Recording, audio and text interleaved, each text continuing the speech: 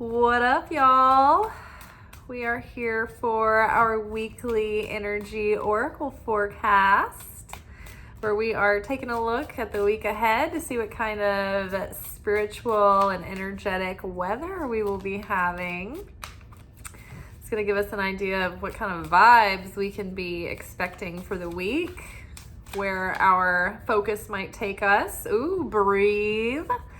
Breath. Whenever I see this card, I feel like it is telling us that we need to either take time out to take a breath and to breathe, or we're going to have a chance to. And instead of feeling like the angsty ennui of feeling like you should be busy and you should be doing something, just let there be space.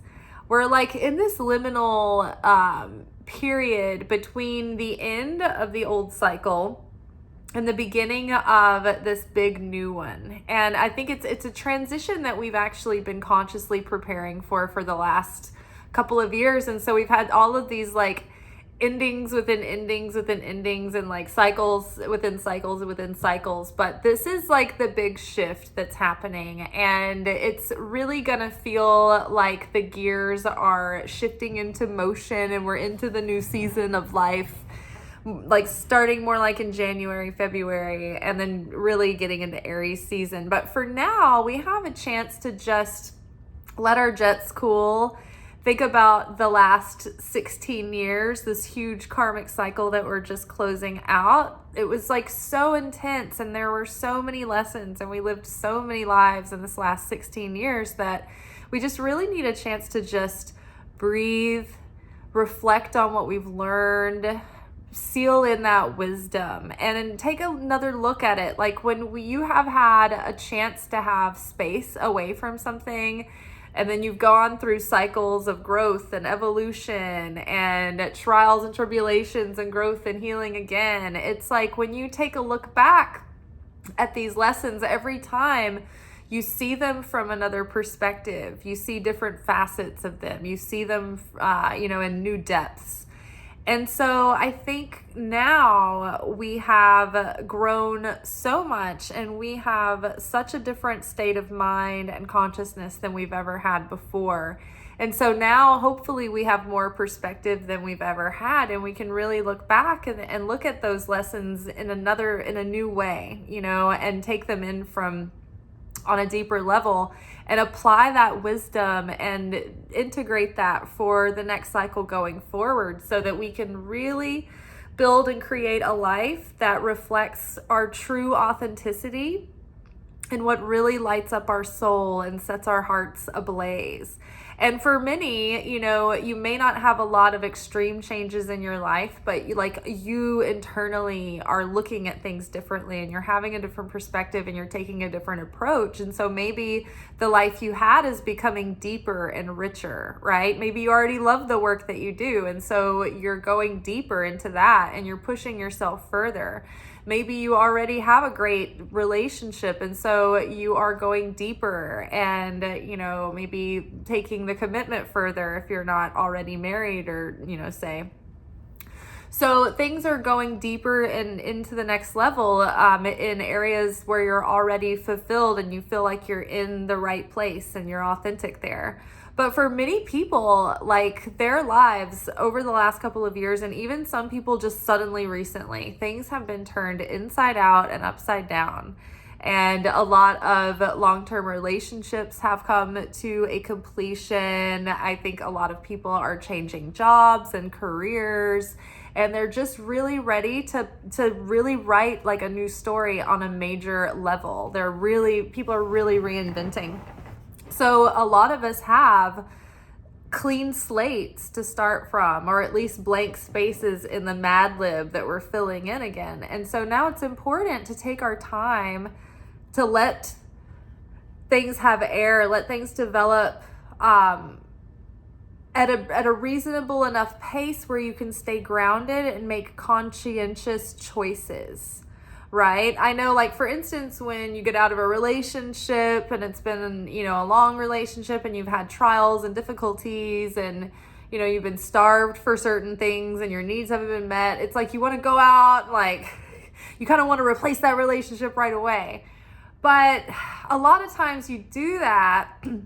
Maybe you think you've met someone that's so great, and you dive right in, and you're just like overcome by the excitement, and then like maybe a few months later, or a year later, or 2 years later, you find yourself basically in the same relationship that you'd left because you didn't reflect on what it was about that old person that was not compatible truly, and also the things in you that you were assigned to heal within that relationship and resolve within yourself. Maybe you hadn't fully realized those things yet. And so a lot of times we think, oh, if I leave this person or this job, I'm going to go to the next job and it's going to be better. But really what happens is the same problems follow you there because the universe is coming with you. And it's like, we're not done. You can't run from us. You can't hide. We're with you. We're right behind you. Boo. The next boyfriend will do the same things. You know, the next job, you'll have the same, like pitfalls and whatnot. So let the space be there. And it's really hard when we have like space open up in our life that we're used to having something in, and it's really tempting to want to fill it. And, it's like, it's so weird having that extra time, that extra bandwidth in your mind, but leave it, because the universe loves a void. It's going to send things to fill it. You're going to be so tempted, but wait it out and choose what's really a fit, what's really a match, and make sure that you understand the lessons, the karmic lessons that you've had to like learn the hard way, so that you don't get yourself into those same patterns and situations and scenarios again. So taking it slow, even literally like taking time to connect with your breath this week will be great. I was just thinking the other day, I was like, I don't pay attention to my breath enough. I'm not breathing enough, or at least not deeply enough and not properly enough, because I don't sit in meditation, the kind of meditation where you just focus on breathing a lot. Like I do the deep imaginings from To Be Magnetic, where those are like you get into these hypnotic states, and you go in and you rewrite your neural pathways and you rewrite your subconscious.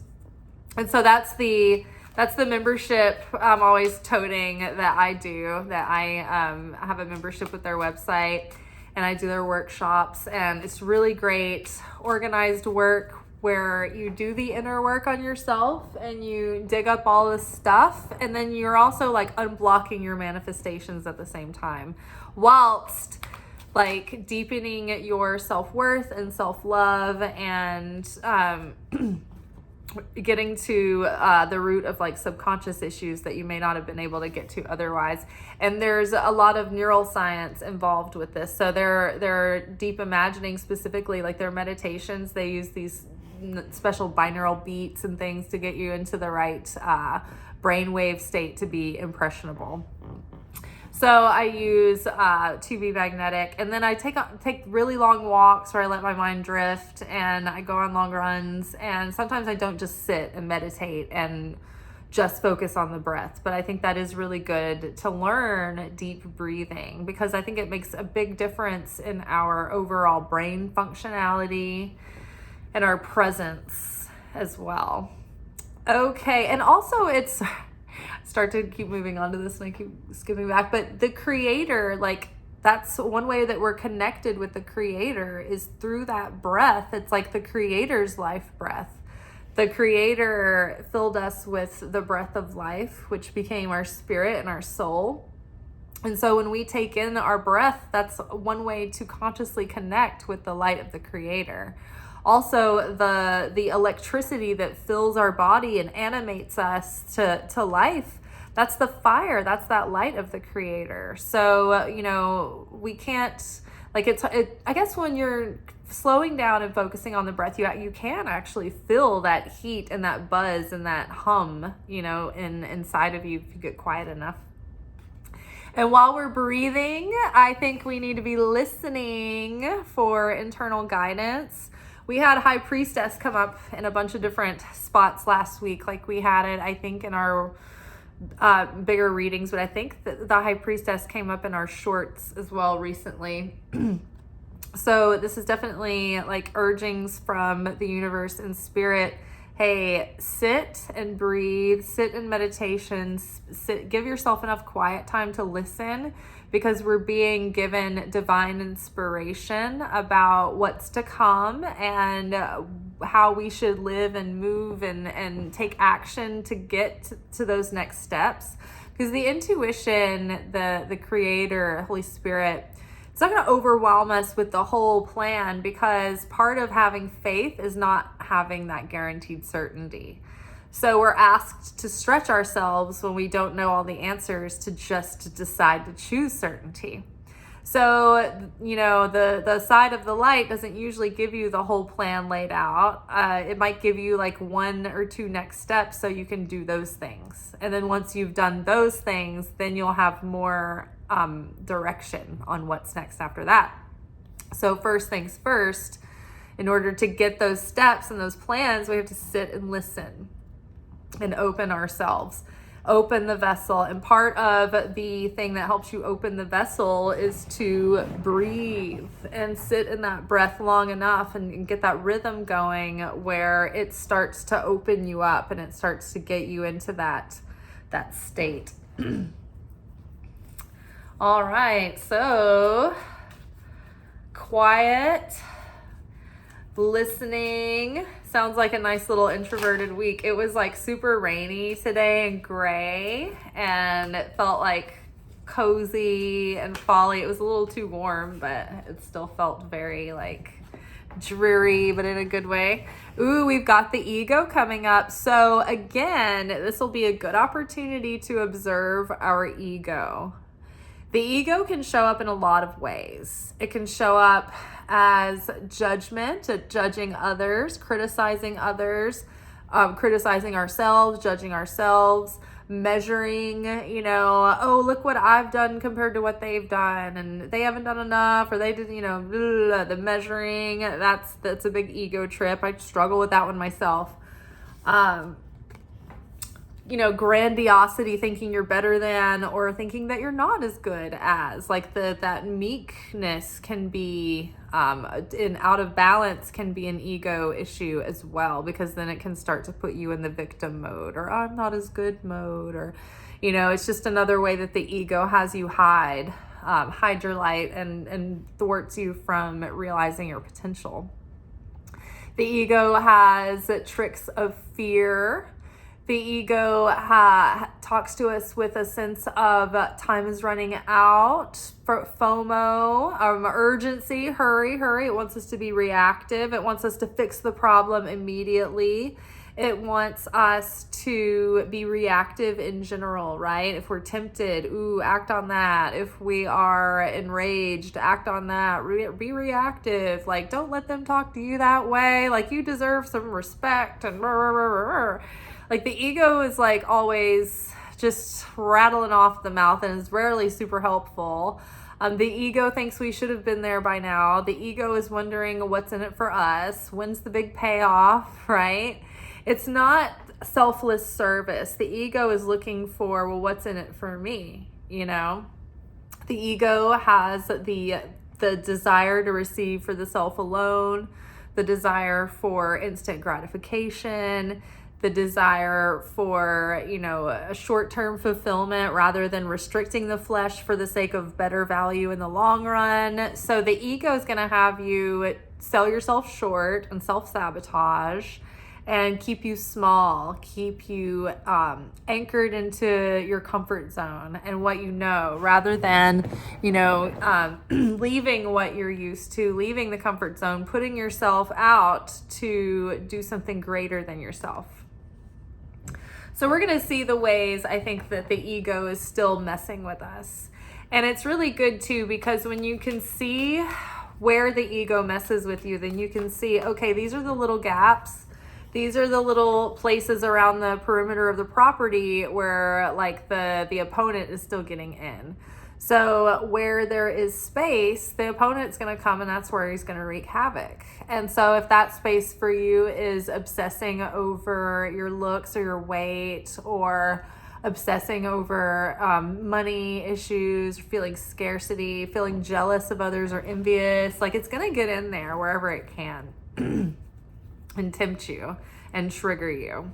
And so it's good to see those temptations and triggers, because then we can say, okay, that's my weak spot. That's where I'm vulnerable. So that's where I can work on strengthening that space so that there's less gaps for the ego to creep in and thwart me. All right, let's get one more card. Ooh, okay, we've got two. We've got the merge card showing back up again. I feel like this was with us last week. Ooh, and we have sorrow. So the sorrow card showed itself to me while I was shuffling, and I was just like, I don't feel like sorrow. And I kept going, and I was like, it's going to come back to haunt us. Yeah. So there may be a little bit of grief this week as you're looking back on things and thinking about the things that you've gone through, and having, trying to forgive yourself and having compassion for yourself. You might feel the sorrow and the grief of, wow, I feel like I could have done so much more. I feel like I could have been so much more confident or certain, or I wish I was more available to my family or whatever. There's this spiritual experience that you get to at a certain point in awakening and evolution on the tree of life, and it's a pretty high up state. So this isn't just like the same old everyday, like, existential dread, but there's a spiritual experience called the holy vision of sorrow.